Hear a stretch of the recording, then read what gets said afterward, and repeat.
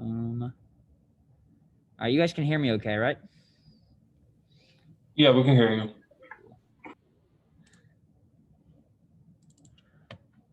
All right, nice. So first things first, before we even get to the printer, how do I be able to make things to print? So that is where Autodesk stuff comes in. A lot of you guys are familiar with AutoCAD, which is a class that I think we all have to take freshman year. And so Autodesk makes multiple type of CADing features. One that I'll be using today is Fusion 360. It's a pretty simple one to use. You can do a lot with it. It's better than AutoCAD for building in 2D, but I believe you can still design in AutoCAD and export to a 3D print. So anyway, literally just look up Fusion 360, download student. The first thing that pops up right here, get Fusion 360 for free. You'll click it, and then it'll say, oh, get started. You got to sign in or make an account if you don't already have one, and just make sure you're using your UGA ID, your UGA email, so they can recognize that you're a student and give you the software for free. So then you go ahead and get started, and it'll make you sign in and do all that stuff. So you'll go to that, and then as that happens, you will this thing right here will install, and it'll look something like this. These dang controls are in the way of all my tools. Anyway, so what we'll do is I'm going to minimize it. Tools are in the way a little bit. Get that down. What you want to do is come over here to create a sketch. Oh, also feel free to interrupt me at any time if you want, if you have a question. So I ask you to just select a reference frame or a plane where you want to begin your sketch, and so you can do that. And if you guys are more interested in how to CAD, someone, I believe Keaton and Antoine, will be doing a full CADing workshop here in the near future, so you can do more advanced things. So I'm just going to create something simple. This, create a star or something. Boom, just like that. I'm going to trim these guys right here. Boom. And you come over to the side here, hit finish sketch. Now you have the sketch. I'm going to revolve it around this axis, 90 degrees, angle, profile. Okay. So now I got this weird kind of rotated star about this axis right here. Nothing fancy. Kind of looks strange, I know. Then so whatever you design, right, you'll design it on here, extrude it, put a hole in it, whatever you want to do. Then you're going to come over here to File. And there's different saves and even 3D print. But what I'm going to want you guys to do is go ahead and go to Export.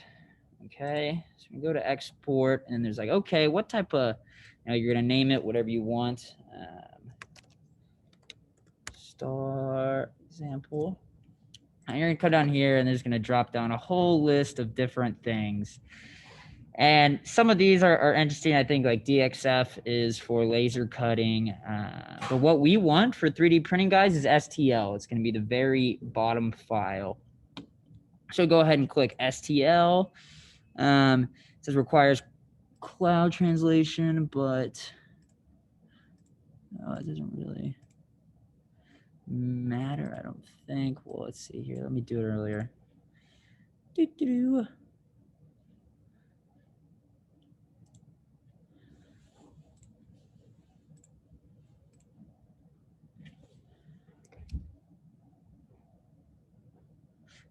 Okay. So it just wants me to do is make sure I save it first. Which it doesn't matter. For example, on my demo project, save. All right, now I believe it should work.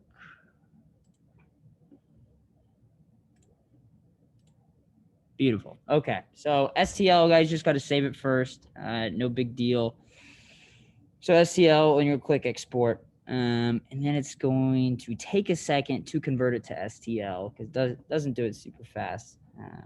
But while it's doing that, I will go ahead and talk about the 3D printer part. So I'll close that, and I'll now come to here. So the 3D printers we have here are Dremel Digilab. The exact printer is the 3D45. You don't really necessarily need to know that because the software is all the same. So what I did is I literally just Googled Dremel 3D printer and came in here, and the first thing that popped up is this, and you just kind of go to software right here. You click that, and then this will bring you to the software. And basically what this software does is, well, different printers have different software, and that's why we're using Dremels. But it ends up slicing your STL file into, a bunch of different layers. So your 3D printer basically knows the trajectory and how to print. So we come down here, and there's literally download for Windows, download for Mac, and there's even a how to use. So you just go ahead and download it for whatever version you have, and then it will install into something that looks something like this down here. So convert it into this app, and go ahead and open it up. And while that loads, I'm gonna grab my micro USB.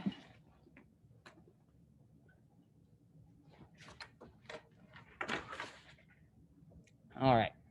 So this is what's going to pop up. And I believe I misspoke earlier. It's actually the Dremel 3D40 that we have, but you can easily add a printer, manage printers, and add your own before you want to do that. So let's come back, and I will actually, so it should save to my downloads whenever it's done. But it doesn't look like it has finished yet, but that is okay because as a part of our National Association of Rocketry team, we're having to build some nozzles. So I have a rocket nozzle here that I built. As you guys can see, my technical difficulties of trying to re-download and remove Fusion 360 because it was having some trouble for me earlier. Let's see. So basically, your STL will save, and all you have to do is just drag it down to this print bed like so. So there it is. Here, let me see. Is there a chat? Looks like there is. Okay. Maybe it is the 3D45. I've used the 3D40. I don't think it matters too much. It's just a little bit bigger of a print bed. But anyway, so here we have this.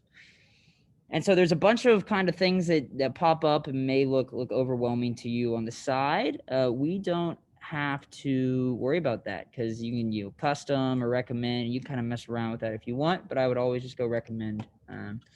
Stay at about 20% infill. And so what your infill is what is, how solid do you want the piece? And 20% is typical. 20% is really strong. I mean, a lot of people even go less than 20%.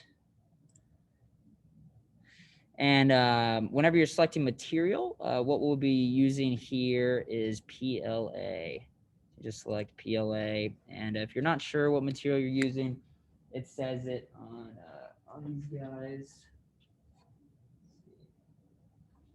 Yeah, you can look at it and say ABS or PLA. And yeah, so away we go. So now we'll move over here, and you always want to generate some support and build plate adhesion, and we'll kind of go over that in a minute. But you can, move it in the Y direction, X, Z, all that jazz. You can also scale, which is something pretty cool here. I'll come back to that. But what I want to talk about now is rotate. So you can rotate in every which way. And as I'm kind of looking at this, y'all will get a better understanding the more you 3D print. But you typically, I don't really want to orient this way because look how that is, obviously not touching the plates, and it would it just makes it hard on the printer. You want to make it as easy as possible to kind of start from layer 1 and to build all the way up. So I'm going to rotate just like this, and it'll automatically adjust for me, right? Brought it back up. So I went ahead and did that. So now it looks good. And go back to scale, and something that's cool is, you can select it or unselect, but uniform scaling. So if I want this thing bigger, I can do 200, hit enter, and then the whole thing goes to 200. But you guys see what happened there? So I made this thing too big. It is outside of the print box, right? And so that is bad. It'll give you these stripes, and whenever you see these stripes, it means that it's too big for the printer that we have. So you can just adjust it, go to 150, whatever you want. Oh, it looks like that's a little too big. Maybe if I move it down, let's see. Yep, looks like I fixed it. You can even go down to like 25%. I have a little baby rocket nozzle, but whatever you want to do. So whenever you're ready to slice, you selected 20% infill. It's positioned properly. I mean, I could technically put a few of these on here if I wanted, right? And drag another one, put it on there, and move that around. And so you can print kind of a lot at once. I would, recommend, especially if you want something super precise, to only print one thing at a time, because every once in a while, these printers will mess up, and the more confusing that you have it, then the more likely it is to mess up. So basically what you're going to do is you're going to prepare to slice. All right, so you've done everything. Just click prepare. It's going to be slicing. Oh, okay. So now we have it. And what you'll see change right here is you got your X, Y, and Z dimensions. It also gives you an estimated print time, as well as how much filament it will take up. So that's just kind of a neat thing, not something you really have to pay too much attention to. So I'm going to go ahead and plug in my handy little micro USB guy here. Let's see. Yeah, so I'm going to plug this guy in. Pop up, so save the file. And then it's going to automatically put it into a G-code file, which is what we want. It'll do that automatically for you guys, and switch it to that. So you can go ahead and hit save. I'm going to hit cancel because I already have a rocket nozzle on there. But yeah, that's about it for the on computer portion. So before we move on to the printer, does anybody have any questions? Oh, Wesley, that's a tough question, man. I would say no, because you can't print, just unfactual things, right? You got to print something that's real, something that's going to happen. No, I'm just kidding. So yeah, does anybody have any questions about how to install Fusion, or how to use Fusion, or confused about Dremel stuff or anything like that? Cool. Well, I'm going to eject my micro USB properly, and then I'll move you guys over behind me. See if you guys can see it all right. To the printers. So we'll be working with this one. Honestly, see if I get how strong I am. It's loud. All right, I'm just gonna move my computer.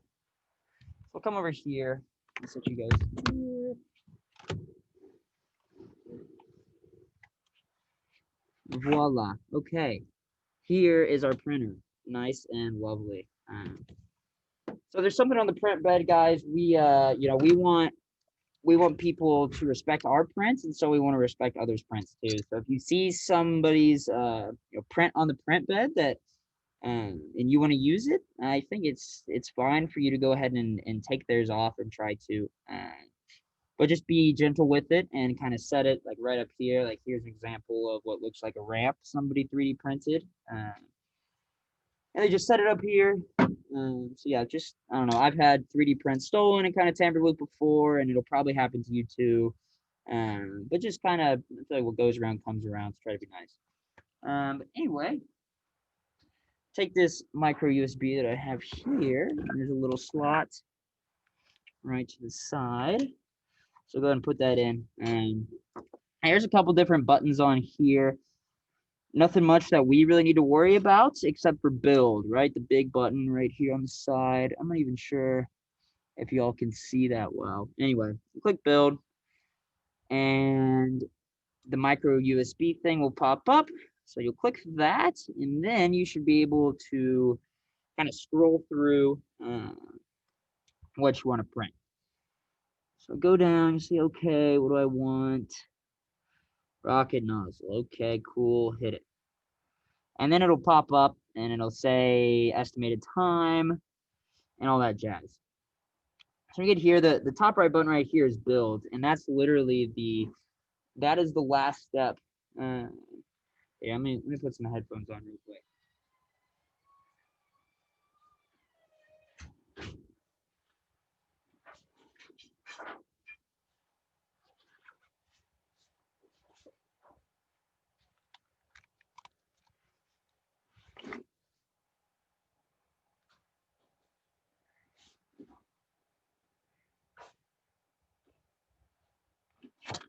All right, thumbs up, thumbs down. Can y'all hear me? Yes. Cool. Sorry about that. So yeah, so we're right here. We had already put in the micro USB to the printer, and now a build button comes up. But before we want to do that, I just want to talk to you guys about printing. So it's going to print, it's going to do its thing, but you kind of want to think about after. Okay, so after the fact, I come to get it, how to scrape things off of the print bed.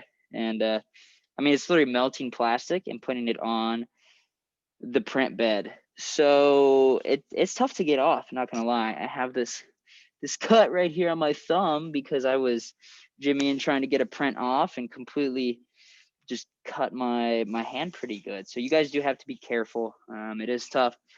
One way to make it easier to get things off the print bed is to use these glue sticks. There's literally a ton of them around. So you just take the glue stick and so you open the door. You can apply it generously to the bed, like so.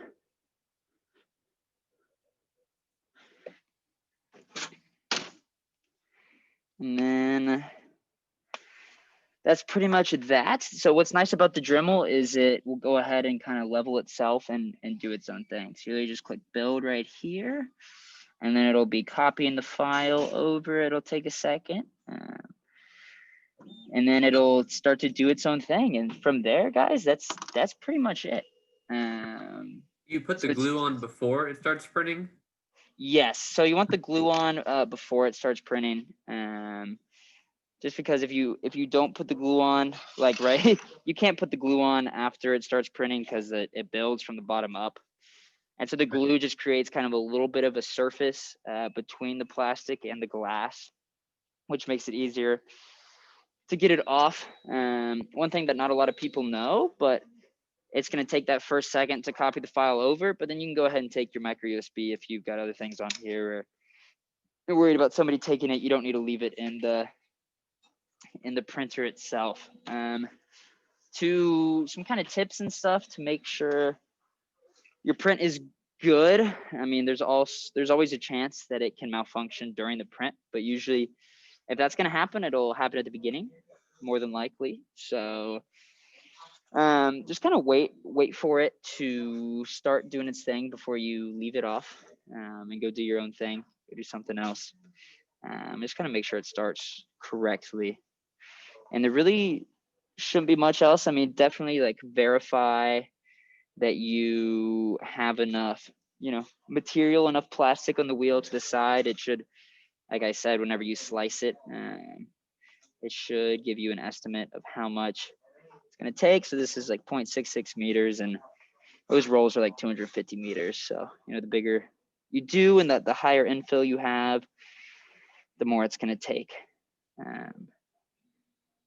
So yeah, I can't think of too much else. Anybody have any questions? Is there a limit on how much we can print? So that is the beauty of this. Right now, no.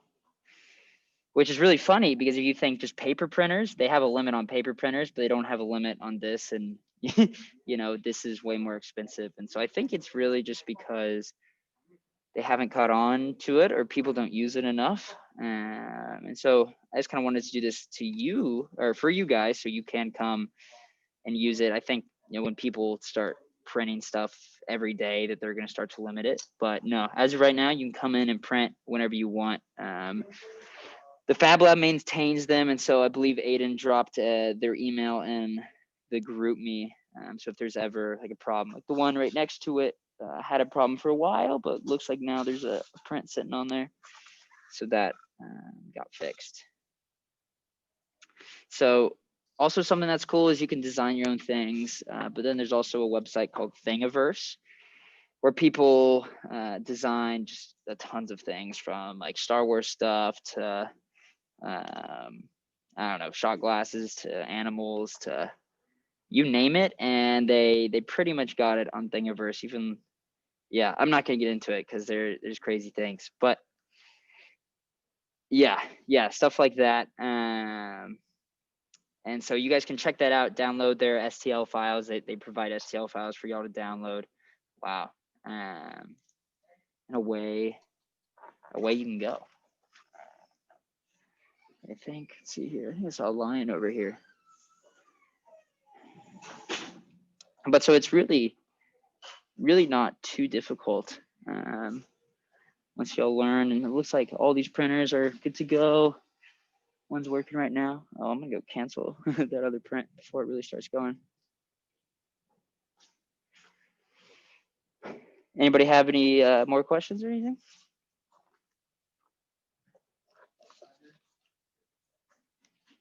Here, someone printed out a lion head.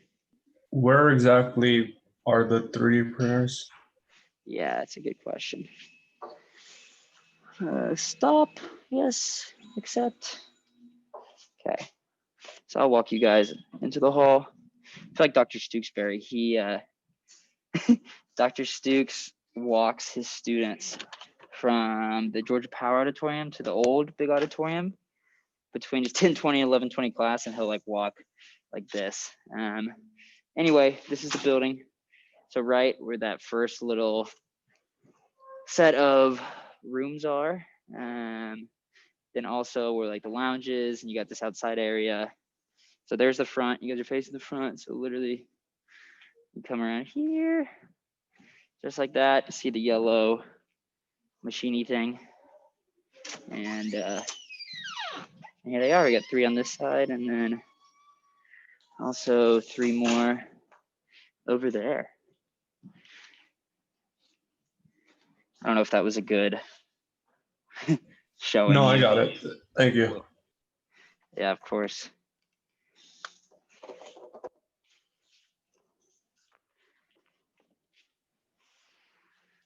Did anybody try to go ahead and download Fusion and the Dremel app while I was talking? Anybody have some success or difficulties with that, or no?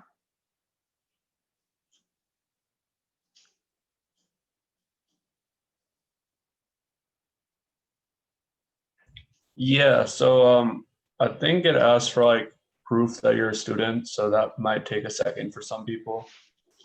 Yeah, I guess when you do set up an account, Yeah, what I'm did doing it that have right you now. send them? Just like a picture of your student ID or something?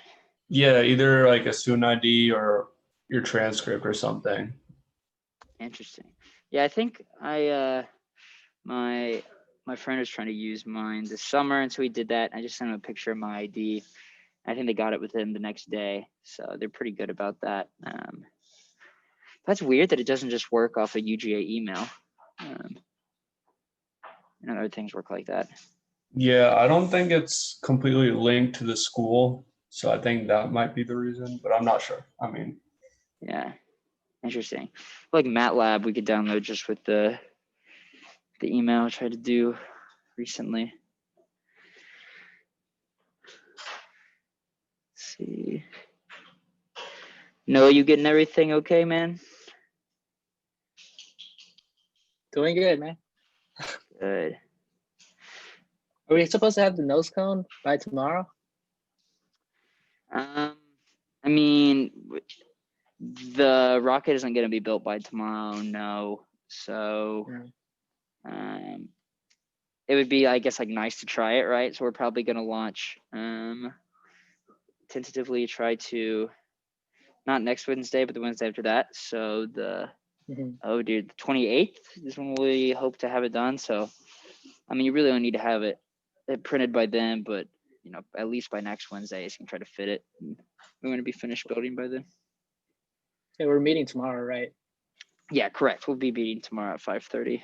I'll go ahead and send a message in the group right now. Yeah, I just try to get it printed by then. Okay. And just see ahead of time if it fits or not. See if I Yeah. can make some changes to it.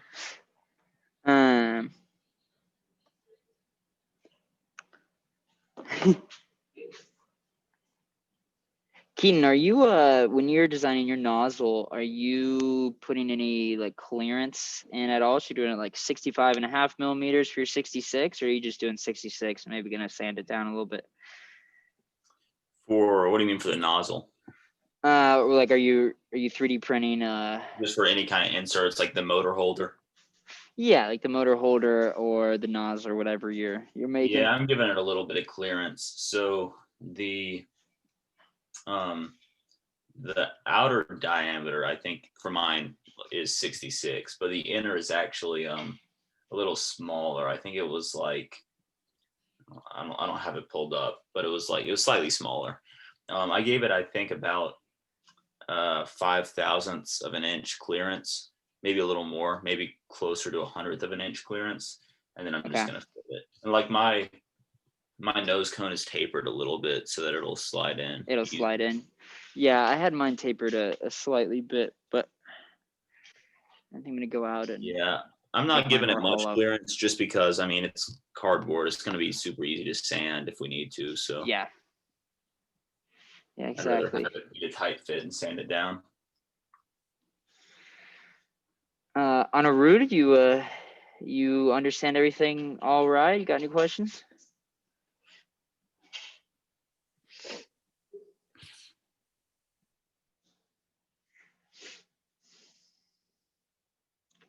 All right, well, that concludes talk. Boom, 30 minutes exactly on the dot. Wow, crazy. All right, well, I'll see some of y'all tomorrow. If not, I look forward to seeing y'all around Drifty. Say hello if you see me or something. Thank you, Trevor. Yes, sir. Of course, anytime. Thanks for attending.